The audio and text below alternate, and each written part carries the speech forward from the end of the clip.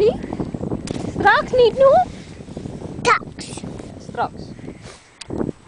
Sabi ni Hindi, Strux means, mamaya na daw kami uuwi. Kasi nagaya na si Philip umuwi.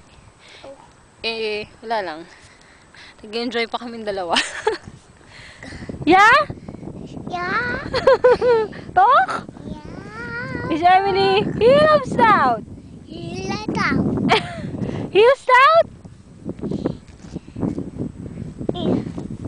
Aray ko. Ganda, no? Wala nang tao.